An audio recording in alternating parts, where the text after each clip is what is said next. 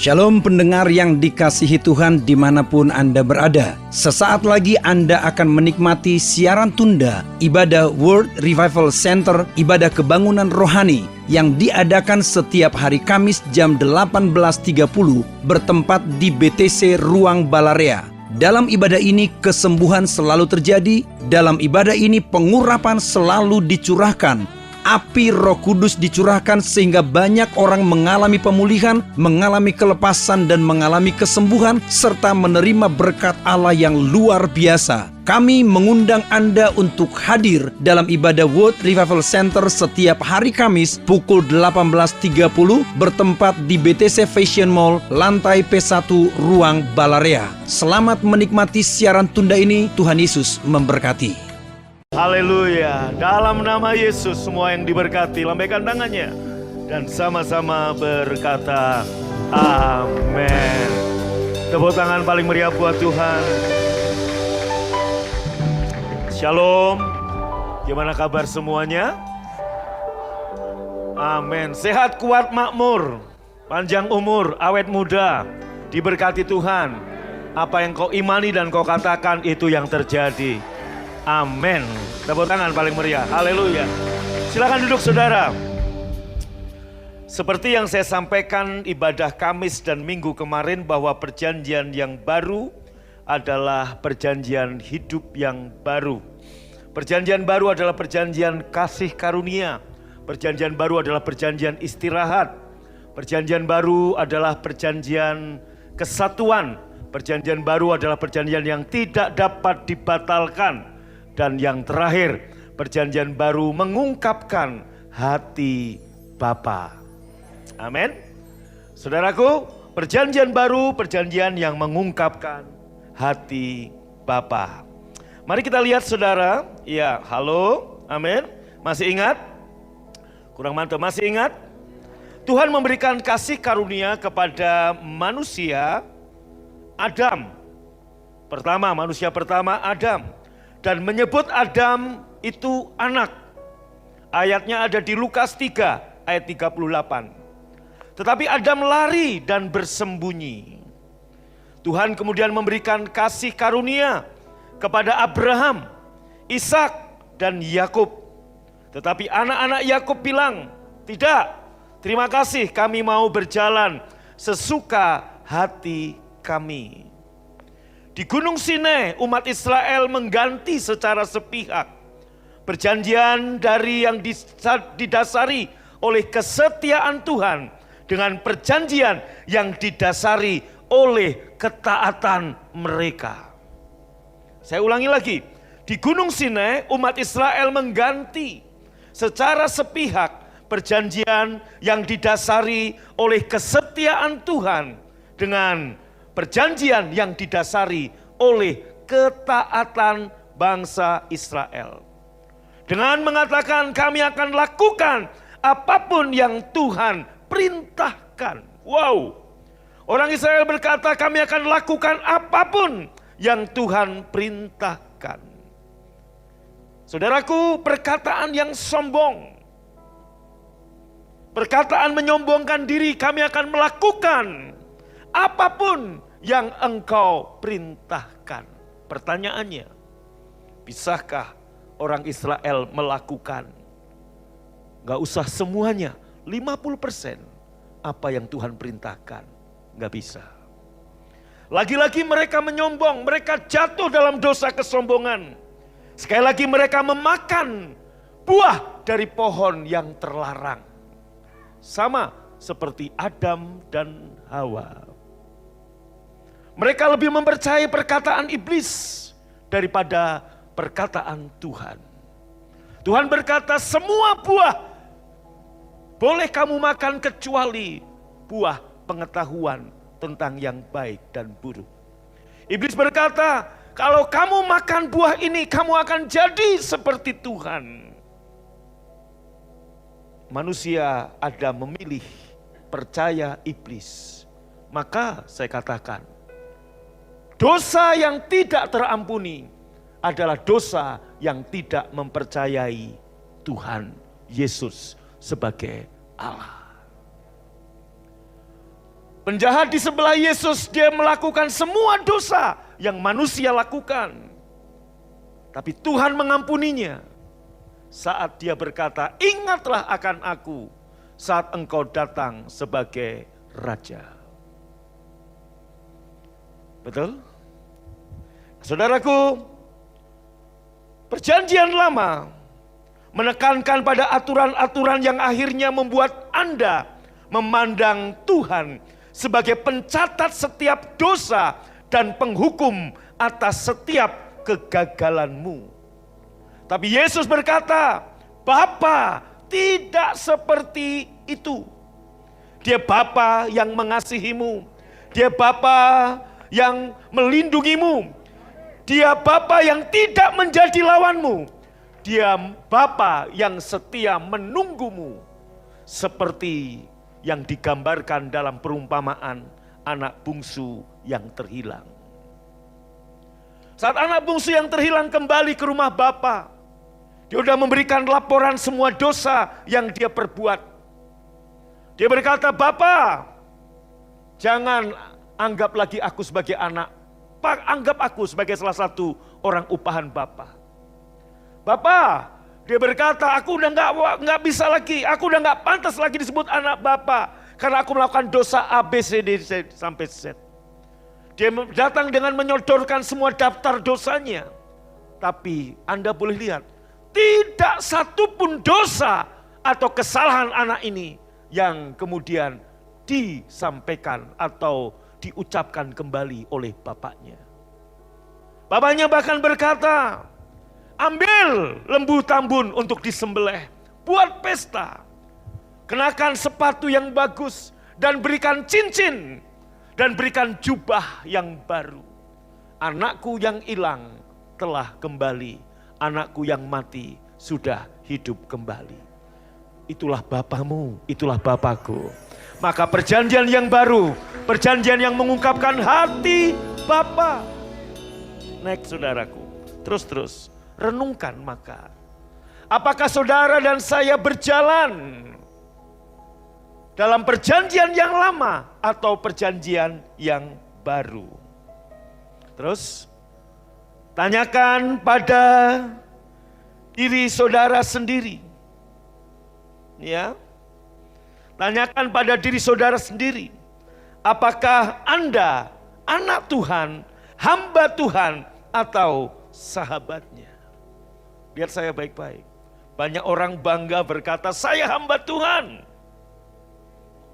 Saya hamba Tuhan, berarti Tuhan majikanmu. Tapi saya sekarang lebih bangga, saya berkata, saya anak Tuhan, karena Dia Bapa saya. Amin. Dia Bapa saudara. Katakan dia Bapa saya. Katakan amin. Terus saudaraku, apakah Tuhan itu hakimmu, majikanmu, atau Bapa bagimu? Saudaraku, kalau dia hakim, dia akan mencatat semua dan dia akan menjatuhkan vonis atas semua pelanggaran dan dosa-dosa kita. Roma 8 ayat 1 berkata, jadi di dalam Kristus tidak ada lagi penghakiman, tidak ada lagi penghukuman. Mungkin ada orang berkata, iya, Tuhan gak menghukum kalau kita gak berdosa. Saudaraku, kalau kita gak berdosa, ya memang gak akan dihukum. Kok enggak amin? Kalau saudara gak berdosa, Anda gak akan dihukum. Hakim di pengadilan akan menghukum orang yang bersalah. Tuhan akan menghukum orang yang bersalah. Saudaraku, Anda dan saya semua berdosa. Tapi karena Anda di dalam Kristus tidak ada lagi penghukuman. Itulah Allah yang kudus. Dia gak menghukum karena apa? Hukuman untuk Anda ditimpakan kepada Yesus. Ini yang saya khotbahkan kemarin. Yesus menabur ketaatan. Yesus menabur kesungguhan. Yesus menabur kesehatan. Yesus menabur kesetiaan. Anda dan saya menuai keselamatan, menuai kesehatan, menuai kesembuhan, menuai kemakmuran. Katakan amin. Kita menabur pemberontakan, kita menabur perbuatan dosa, kita menabur ketidaktaatan, kita menabur semua yang buruk. Tapi Yesus yang menuainya di kayu salib. inilah perjanjian yang baru. Perjanjian yang lama ditulis di dua loh batu nilam atau batu safir. Batu safir atau batu nilam, itulah dua loh batu ditulis di situ. Tapi perjanjian yang baru bukan ditulis di atas dua loh batu safir, tapi ditulis di hati loh hati kita. Dan bukan dengan jari Tuhan, tapi dengan darah Yesus. Amin. Terus saudaraku, mana tadi? Sebelumnya. Apakah Tuhan itu hakimmu, majikanmu, atau bapa bagimu? Saudaraku, memang semua orang Kristen akan berkata dia bapa saya. Tapi apakah dalam praktek sehari-hari kita sudah mengenalnya sebagai bapa dan kita anak, atau kita mengenal dia sebagai majikan dan kita hamba Tuhan? Dengan bangganya kita berkata, saya hamba Tuhan. Kenapa kita nggak lebih bangga dengan berkata, saya anak Bapa di surga? Wow, amin. Terus saudaraku, jika Anda belum memandang diri Anda sebagai anak kesayangan Bapa, saudaraku, perhatikan, anak sulung yang nggak terhilang, dia belum memandang dirinya sebagai anak kesayangan Bapa. Dia baru memandang dia sebagai karyawan. Dia memandang sebagai hamba. Maka saat dia lihat anak bungsu yang foya-foya dan hidup dengan dosa pulang, dia protes kepada bapaknya dan berkata, Bapak tahu apa yang aku kerjakan. Semua perintah Bapak sudah aku lakukan. Tapi Bapak nggak pernah memberikan aku seekor anak kambing. Saudaraku, sekalipun dia tidak terhilang di luar, tapi dia terhilang di dalam gereja. Banyak orang Kristen yang terhilang di luar, tapi juga lebih konyol lagi, banyak orang Kristen yang terhilang di dalam. Dia belum memandang dirinya sebagai anak kesayangan Bapa. Apa yang Bapa punya, engkau punya. Engkau nggak sadar ini. Maka saudaraku, orang-orang seperti ini akan terus merasa kurang dan kurang dan kurang dan kurang. Dia nggak tahu haknya.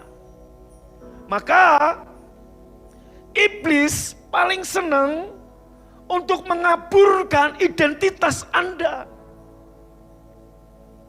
Saudaraku, iblis menyerang kita dengan dua cara, tipu muslihat dan panah api. Saudaraku, tipu muslihat menipu Anda seolah-olah Anda bukan anak kesayangan. Hal yang sama juga dia lakukan kepada Yesus. Yesus dibaptis, terdengar suara pengakuan dari surga. Inilah anakku yang kukasihi, kepadanya aku berkenan. 40 hari kemudian iblis membawa Yesus, mencobai dan mencoba mengaburkan identitas ini dengan berkata, jika kamu anak, titik. Saudaraku, kata berkenan dan dikasihi dihilangkan oleh iblis. Hal yang sama sering terjadi dalam hidupmu.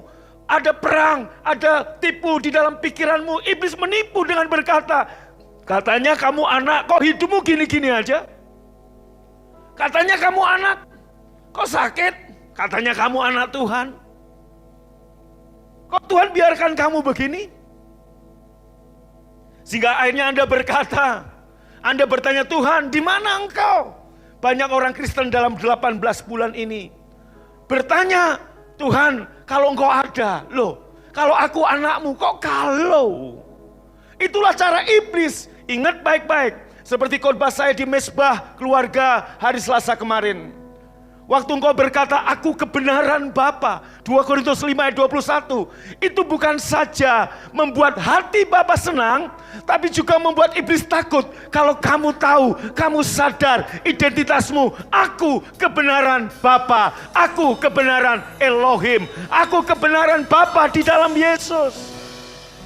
Tepuk tangan dulu buat Tuhan Yesus.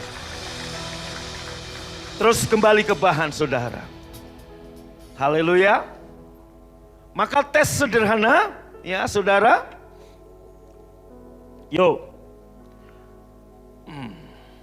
Banyak orang Kristen tidak tahu apa yang membuat perjanjian baru itu baru.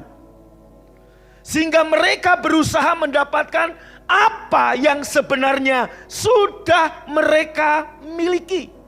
Saya ulangi lagi, dengarkan baik-baik. Banyak orang Kristen tidak tahu apa yang membuat perjanjian baru itu baru. Sehingga mereka berusaha mendapatkan apa yang sebenarnya mereka sudah miliki. Halo? Anda sudah punya keselamatan belum? Sudah. Anda sudah punya masa depan belum? Anda sudah punya kemenangan?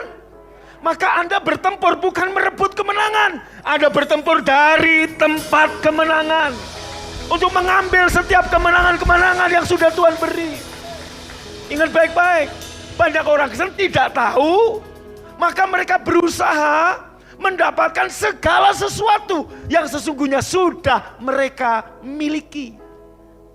Kalau kamu tahu kamu anak, apapun yang Bapak punya, kamu punya. Kenapa kamu harus minta lagi? Kamu berusaha lagi untuk mendapatkan apa yang sudah menjadi milikmu. Kok enggak amin saudara? Amin.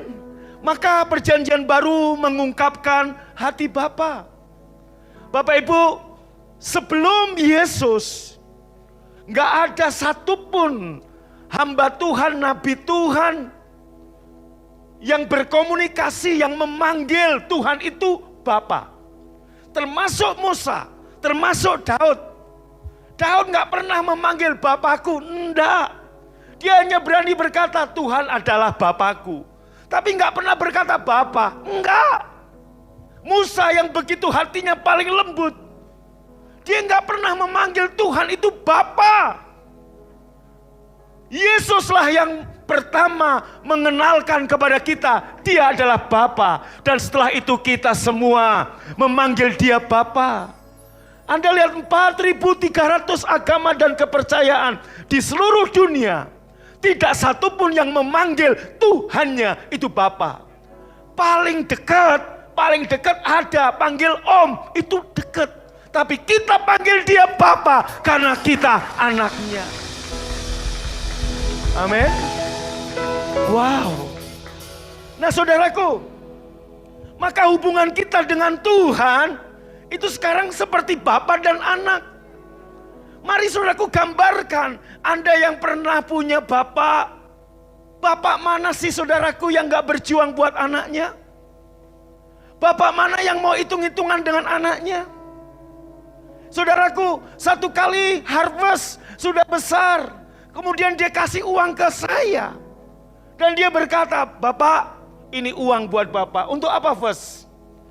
Harvest sekian tahun ikut Bapak, dibesarkan, disekolahkan, dibiayai. Ini bayar harga saya untuk Bapak. Saudaraku, betapa kecewanya saya.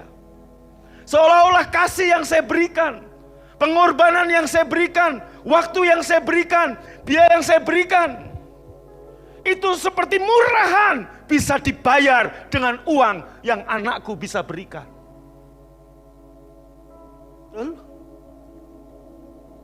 Saudaraku, kemudian saya lihat harvest nyapu dan ngepel di rumah. Saya nanya, First rajin ya?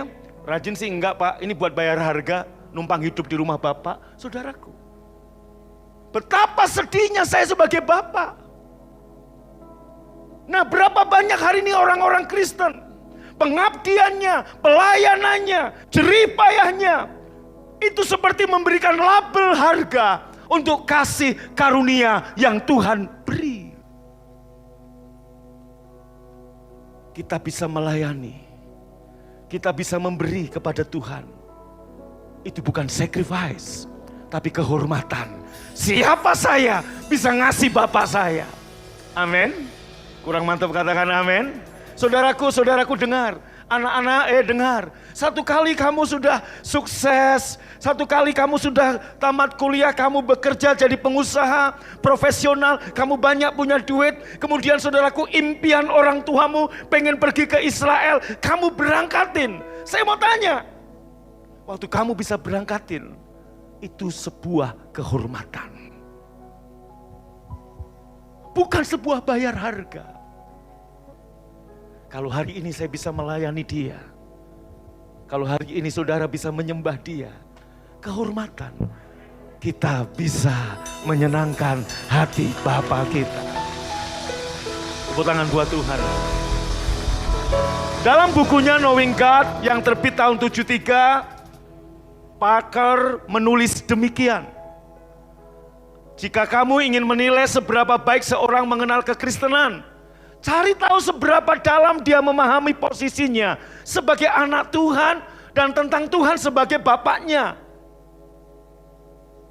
Itu aja. Jika bukan pemahaman ini yang menggerakkan dan mendorong hidupmu, penyembahanmu, doamu, pelayananmu, taburanmu, dan tampilan keseluruhan kehidupanmu, itu berarti kamu tidak mengerti apapun tentang kekristenan. Apakah yang mendorong Anda beribadah hari ini? Apakah yang mendorong Anda pelayanan hari ini? Apakah yang mendorong para PPG? Kok aku mau jadi PPG? Apa yang mendorongmu? Apa yang mendorong saudara yang punya talenta nyanyi, musik, Anda melayani Tuhan? Apa yang mendorong saudara? Apa yang menggerakkan saudara? Apa yang mendorong setiap bangun tidur pagi kamu nyembah dia? Apa yang mendorong? Apa yang menggerakkan doamu, penyembahanmu, taburanmu, ibadahmu, dan keseluruhan hidupmu? Jika bukan pemahaman tentang kamu anaknya dan dia bapamu, kamu sesungguhnya belum mengerti apapun tentang kekristenan. Halo? Bapak mana yang gak pernah bela anaknya? Sekalipun anaknya salah, dia tetap, Bapak itu akan bela anak. Saat saya dipanggil ke sekolah, ngurusin harvest, dia salah, tetap saya bela. Karena saya bapaknya. Berantem waktu SD, saya tetap bela dia. Gurunya bilang, Pak, anak Bapak gini, saya bela dulu. Ibu kata siapa anak saya mukul duluan? Ibu lihat? Tidak. Ada CCTV? Tidak. Tolong buktikan. Saya bela. Karena anak saya tidak saya ajarin berantem. Memang dulu bapaknya suka berantem. Tapi saya melahirkan dia, saya udah jadi pendeta. Saya nggak ngajarin anak saya berantem. Saya bela. Betul? Saudaraku, itulah Bapa. Amin. Kurang mantap aminnya. Nah, terus saudara. Karena semua yang Yesus ajarkan, semua yang membuat perjanjian baru itu baru dan lebih baik dari yang lama, intinya adalah pengetahuan tentang Tuhan sebagai Bapa kita. Kebapaan Tuhan. Baca sama-sama. Bapa adalah nama Tuhan orang Kristen. Kita nggak panggil dia Om karena kita bukan ponakannya. Betul? Kita panggil dia Bapa. Betul? Saya panggil orang yang di Pemalang, saya nggak boleh manggil dia Bapak. Ibu saya panggil Om dan Bule. Karena saya bukan anaknya. Saya panggil Om. Saya panggil Om. Saya panggil beliau Om. Beliau nyekolahkan saya, beliau belikan baju buat saya. Tapi tetap saya panggil dia Om. Saudaraku, Anda lihat, problem dunia generasi ini adalah fatherless. Ada yang kehilangan figur Bapa karena Bapa tidak berfungsi di rumah. Bapa itu memberikan identitas. Orang yang tahu siapa bapaknya lebih pede. Karena pasti akan ditanya, kamu anak siapa? Saat saya SMA, saudaraku, saya main ke rumah teman. Ya, lawan jenis maksudnya. Orang tuanya tanya, namanya siapa? Agung, Pak. Rumahnya di mana? Di Kebon Dalem Pak, Ahmad Yani Utara. Sebelah mana kantor pos? Dekat situ Pak. Apanya rumah Pak Gio? Om saya itu terkenal. Bule saya terkenal. Karena pasien sehari 150, kalikan berapa tahun. Seluruh Pemalang hampir kenal. Mananya rumah Pak Gio? Lah saya di situ Pak. Anaknya? Iya Pak. Nomor berapa? Saya bingung jawab. Di situ saya bingung. Karena kalau saya bilang nomor berapa nanti dia tanya lagi. Saya bingung menjawab. Ya kan? Mau ngomong nomor berapa? Bingung. Sehingga itu yang membuat saya minder. Maka saya katakan buat saudara, saya sulit memanggil Tuhan itu Bapa. Baru setelah saya lahir baru. Saya memanggil dia Bapa. Identitas saya ada. Saya bangga, saya punya Bapa. Anda bukan yatim piatu, Anda punya Bapa. Bapa memberikan tujuan, Bapa memberikan identitas, Bapa memberikan warisan. Amin. Sekalipun yang hamil ibumu, sekalipun kamu lahir dari rahim ibumu, tapi kamu disebut anak bapakmu. Maka margamu ikut marga bapakmu. Kalau bapakmu Situmorang, ibumu Situmeang, kamu tetap Situmorang. Kok enggak amin? Kenapa ketawa? Situmeang ada. Betul enggak BE Hutagalung? Betul. Amin. Nah. Maka saudaraku, perjanjian yang baru kita buka Matius 26 ayat 28. Sesudah itu Yesus mengambil cawan, mengucap syukur, lalu memberikan kepada mereka dan berkata, minumlah kamu semua dari cawan ini. 28. Sebab inilah darahku, darah perjanjian. Inilah darahku. Saudaraku, Yesus mengambil cawan. Lihat saya, memberikan pada murid-muridnya dan berkata, inilah darahku. Darah yang memeteraikan perjanjian yang baru. Yang ditumpahkan untuk pengampunan dosamu. Amin. Kurang mantap aminnya, amin. Dengar, perjanjian baru disebut baru. Kenapa? Karena dimeteraikan oleh darah Yesus. Tahukah Anda, Bapak punya mata tembus pandang kejahatan hatimu? Bapak punya mata bisa membaca pikiranmu? Bapak punya mata bisa membaca segala kebusukan hati kita? Halo? Tidak ada yang tidak transparan di depan Bapa. Tapi ada satu yang Bapa nggak bisa lihat. Yaitu apa? Darah. Waktu Anda dan saya dibungkus darah, Bapa nggak bisa melihat engkau. Yang dia lihat hanya darah pendamaian. Itulah darah Yesus. Wow. Katakan amin. Haleluya. Saudara yang dikasih Tuhan. Semua orang yang pengen melihat 3 benda yang ada di dalam tabut mati. Tapi saudara dan saya boleh melihat tanpa mati. Apa enggak hebat saudaraku? Amin. 3 benda ini yang pertama 10 commandment, 10 hukum. Saudaraku, menggambarkan pemberontakan kita pada standar yang Allah tetapkan. Kemudian saudaraku, tongkat Harun yang pernah bertunas menggambarkan pemberontakan kita kepada otoritas yang Tuhan beri. Dan yang ketiga saudaraku, buli-buli berisi mana. Anda tahu bahwa mana diberikan saat mereka sungut-sungut di padang gurun. Mereka bersungut-sungut, belum ada makanan. Tuhan memberikan mereka mana tiap pagi. Tiap pagi mereka berikan mana. Belum ada hukum Taurat. Belum ada perjanjian perbuatan. Belum sampai ke Gunung Sinai. Allah sudah setia. Maka tadi saya katakan, di Gunung Sinai, bangsa Israel mengganti kesetiaan Tuhan dengan janji ketaatan mereka yang berkali-kali mereka gagal. Awalnya Tuhan memberikan mercy, kasih karunia. Maka Bapak Ibu bisa lihat 3 benda tadi yang menggambarkan semua dosa kita. Saya ulangi, 3 benda tadi menggambarkan semua dosa saudara dan saya. Ditaruh, perhatikan saya, di dalam tabut Allah ditutup dengan tutup pendamaian.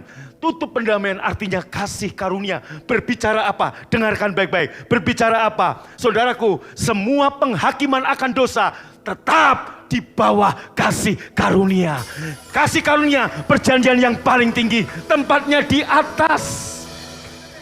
Karena belas kasihannya kita bisa berani menghampiri tahtanya. Tahtanya bertuliskan bernama kasih karunia. Bapak Ibu, saya semakin berkata buat saudara, jangan mencampur perjanjian yang lama dengan perjanjian yang baru. Perhatikan baik-baik. Banyak orang berkata kita harus menyeimbangkan. Harus ada keseimbangan antara Old Covenant dan New Covenant. Saudara, menyeimbangkan itu artinya mencampur. Kalau Anda mencampur dua perjanjian, maka akan terjadi kesuaman. Kalau Anda mencampur, saudaraku, dua perjanjian, hasilnya kematian. Kenapa? Anggur yang baru menggambarkan perjanjian yang baru. Harus ditaruh di kantong yang baru. Kantong yang lama bicara perjanjian yang lama. Anggur yang baru ditaruh di kantong yang lama. Maka yang terjadi, kantong itu akan robek dan anggur pun akan tumpah kemana-mana. Tahukah saudara, Paulus kenapa disebut Rasul Kasih Karunia? Dalam perjalanannya ke Damaskus, ke Damsik, di tengah jalan terdengar suara, ada kemudian saudaraku ada cahaya yang bersinar. Paulus dibuat buta selama kurang lebih 3 hari. Terdengar suatu suara, Saulus, Saulus, mengapa engkau menganiaya aku? Dan kemudian dalam kebutaannya 3 hari, Tuhan berbicara kepada Ananias. Arti kata Ananias, Hananiah. Ananias artinya bahasa Israelnya, Yahudinya, Ibraninya, Hananiah. Artinya apa? Kasih karunia. Kasih karunialah yang membuat Saulus dari buta menjadi melihat. Dan saudaraku, pertama kali yang dilihat Saulus begitu dia melek adalah kasih karunia. Maka dia disebut Rasul Kasih Karunia. Mungkin saudaraku berkata, Pak, tapi ada cerita lain tentang Ananias. Betul. Ananias dan Safira. Ananias dan Safira. Anda tahu saudaraku, Ananias dan Safira dua-duanya mati. Why? Ananias yang artinya kasih karunia. Safira artinya perjanjian Taurat. Kasih karunia dicampurkan dengan Taurat akan mengakibatkan kematian. Anda tahu, Safir batu nilam. Kita lihat ayatnya. Dalam Keluaran 24 ayat 10. Lalu mereka melihat Allah Israel, kakinya berjejak pada sesuatu yang buatannya seperti lantai dari batu nilam. Dan yang terangnya seperti langit yang cerah, IMB-nya. Mereka melihat Elohim Israel. Dan di bawah kakinya seperti lantai bertatakan permata safir. Disitulah Tuhan dengan jarinya menulis, yaitu di batu safir. Ananias kasih karunia, Safir batu yang dingin di mana Allah menulis dengan jarinya 10 Commandment. Ananias dan Safira dicampur, kematian buat mereka. Anggur yang baru harus ditaruh di kantong yang baru. Perjanjian yang baru adalah perjanjian kasih karunia, adalah perjanjian istirahat, adalah perjanjian kesatuan, adalah perjanjian yang tidak dapat dibatalkan. Apalagi? Ada 6. Perjanjian yang mengungkapkan hati Bapa. Saudaraku, nggak bisa dicampurkan dengan perjanjian perbuatan. 3 benda, termasuk 10 Commandment, ditaruh di bawah, ditutup dengan kasih karunia. Artinya, kasih karunia tempatnya adalah perjanjian yang paling tinggi. Jangan mencampur. Saya dulu zigzag. Perjalanan iman kita berbeda-beda. Jangan kita menghakimi mereka yang belum sampai di sini. Tapi kalau mereka menghakimi, biarlah.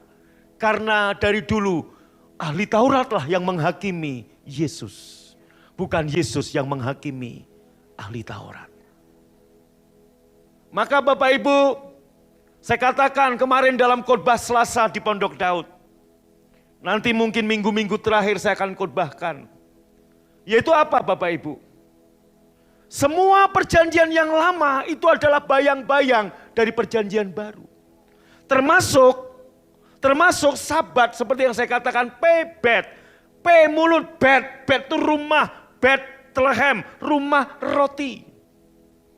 Bet itu artinya rumah. Nah saudaraku, itu bicara tentang Sabat. Sabat bagi orang Yahudi 7 tahun sekali. Tapi bagi kita, Sabat itu seumur hidup kita. Kita hidup dalam perhentian. Kita hidup dalam rest, berserah kepada Tuhan. Amin. Kita nggak hidup dengan angka-angka seperti itu. Ingat baik-baik, orang Yahudi punya kalender. Orang Tionghoa punya kalender. Ada namanya tahun Imlek. Orang Yahudi ada tahunnya, orang Arab, orang Muslim punya tahun Hijriah, semua punya tahun. Tapi begitu Yesus lahir, semua perkalenderan seluruh dunia mengikuti tahun Masehi. Di mana hari ini bukan tahun Yahudi, ini bukan tahun Arab, ini bukan tahun Jawa, ini tahun Tuhan, tahun Yesus Kristus. Amin.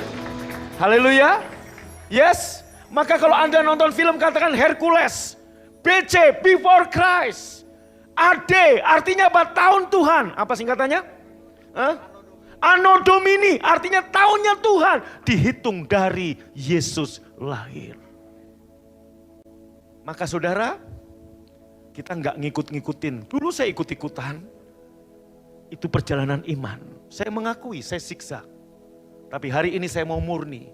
Kasih karunia, Injil kasih karunia harus murni. Nggak bisa dicampur dengan perjanjian perbuatan. Nggak bisa digabung dengan perjanjian perbuatan. Ananias nggak boleh dicampur dengan Safira. Kematian hasilnya.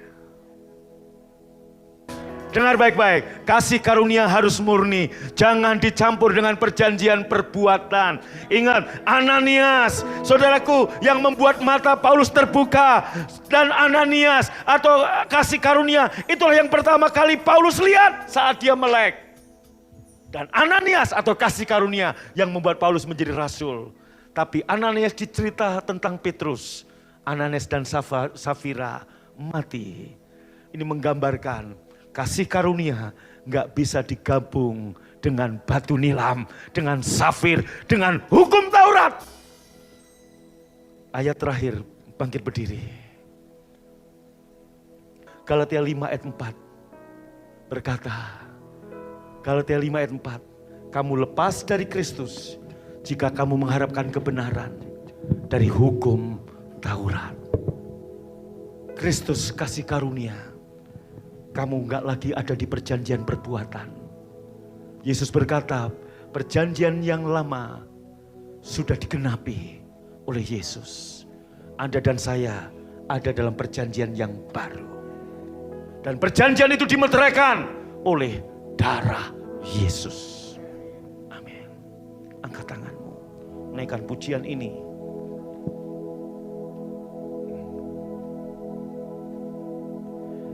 What can wash away my sins?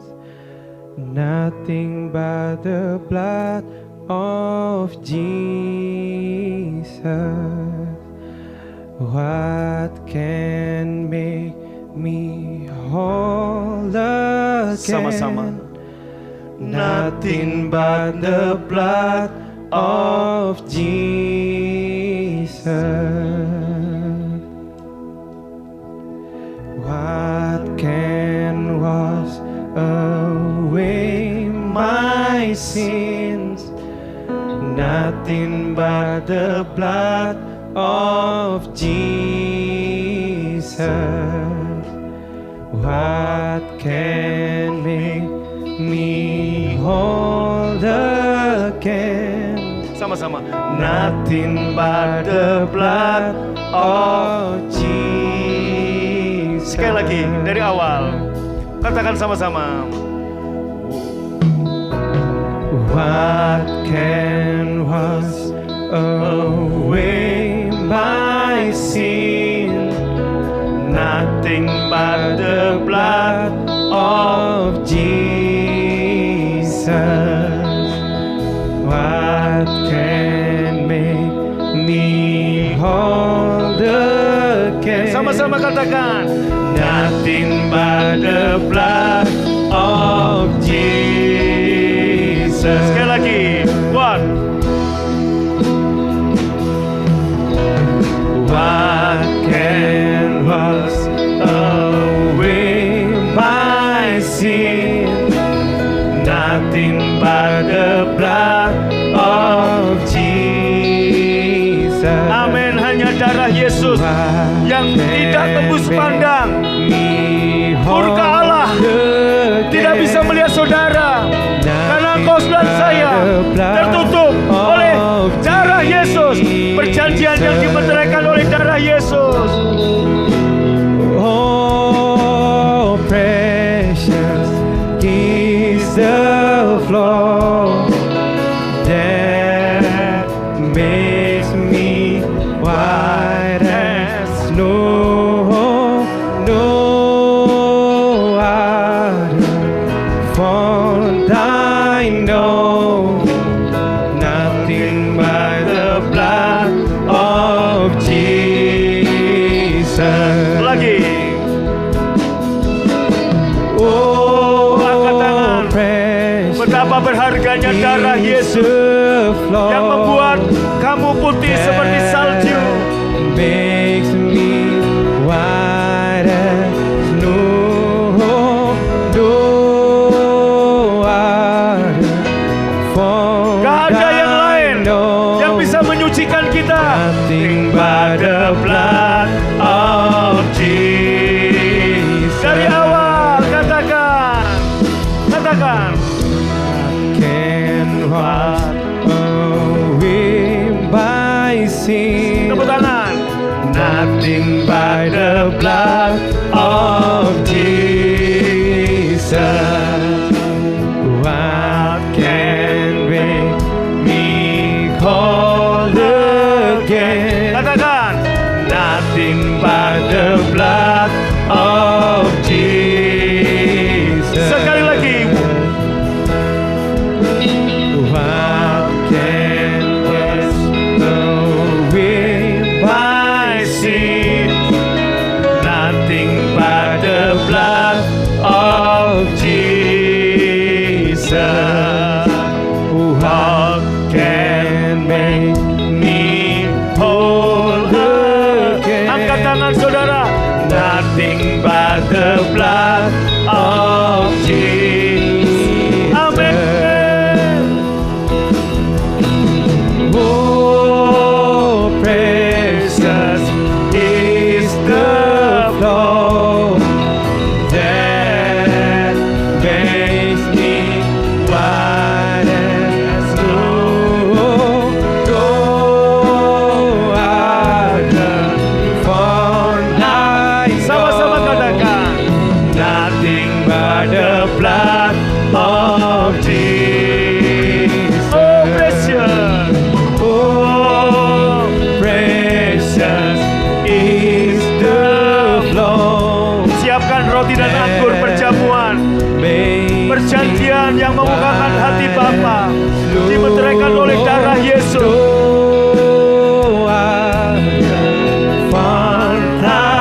Katakan dengan iman. Nothing but the blood of Jesus. Nothing but the blood of Jesus. Katakan. Nothing but the blood of Jesus. Nothing but the blood of Jesus.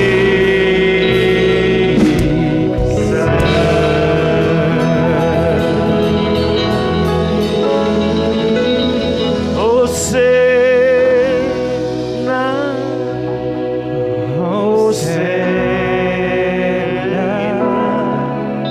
Hosanna in the highest.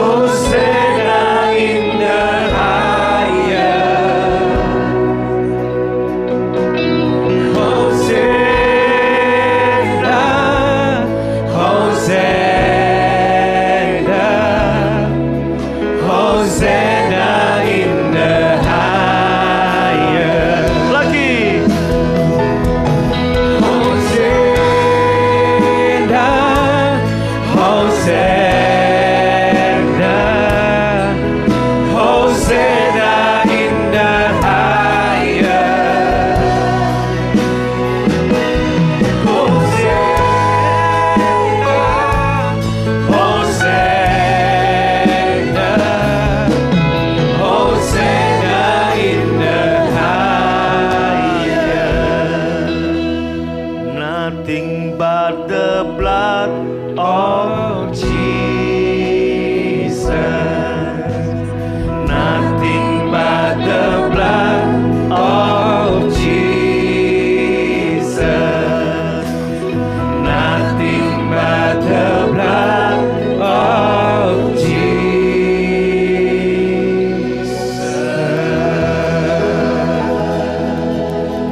Bukankah roti yang kita pecah-pecahkan ini adalah persekutuan dengan tubuh Tuhan Yesus? Yang percaya, ambil dan makan dalam nama Yesus. Tuhan Yesus mengambil cawan, memberikan pada murid-muridnya, dan berkata, inilah darah perjanjian. Inilah darahku yang memeteraikan perjanjian yang baru. Perjanjian baru benar-benar baru. Jangan campur dengan perjanjian yang lama. Engkau yang percaya ini darah Tuhan Yesus, ambil dan minum dengan hormat dalam nama Yesus.